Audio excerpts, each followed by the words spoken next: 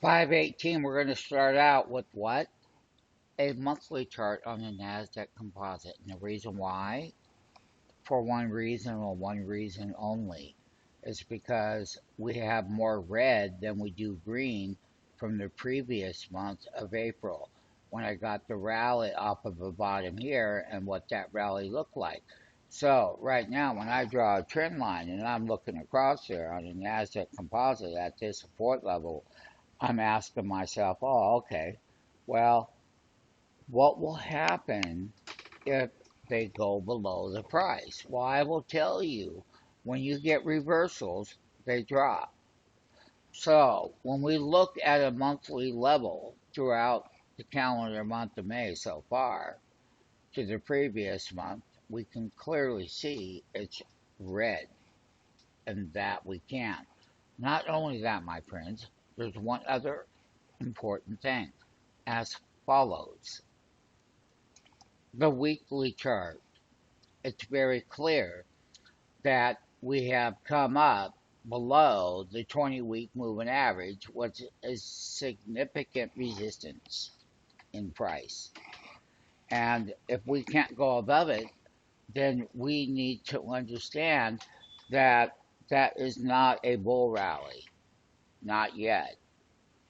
And we have yet to clear that to validate it, because you cannot validate the Nasdaq Composite on a weekly level when it comes up and tests the 20-week and then fails. Now, when we look at the daily, that's the one we want to look at here, is the failure of the breakout gap. It's called the gap open up breakout into resistance. He has no follow through on day three, and then today, day four, in this Nasdaq Composite, then you are coming down to test support at that gap open up price.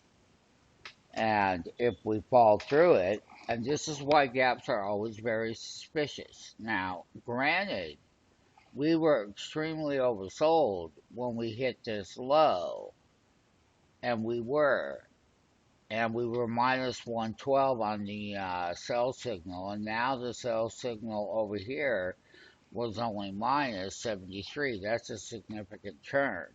And then today, guess what happened? That sell signal is still only minus 63. So the turn is still in play.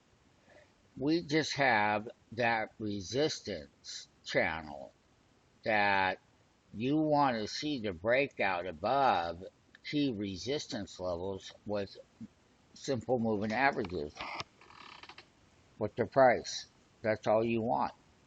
And when you're looking at the upside of a trade, there has to be follow through. If you're buying short using the put options in the marketplace, then you need to see those go down. And when you have reversals, then they will pay. Once you identify it, you must stay the course. So here we are at the bottoms right now, and we're going up, and we're testing the 20, and then the 50 will be up here, and then will be 13713 would be the upper end there.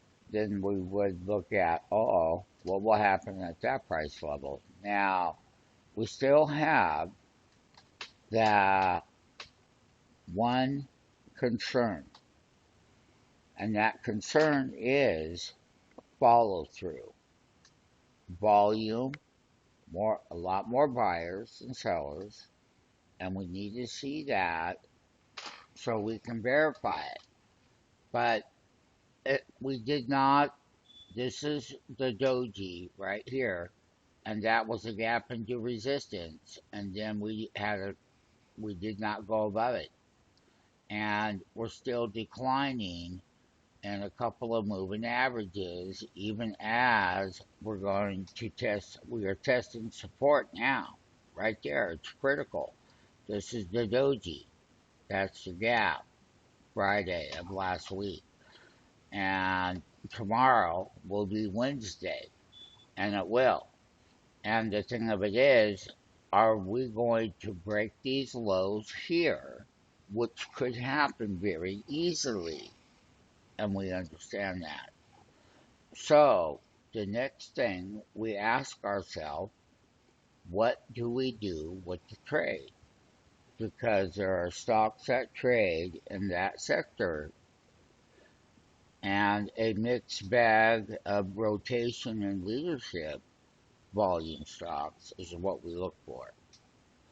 And there's a variety of them, believe me. So, one of the things that we would say today with that is it's not a collapse, but we'll find out tomorrow. Good luck to you. Not only that, have your stop losses.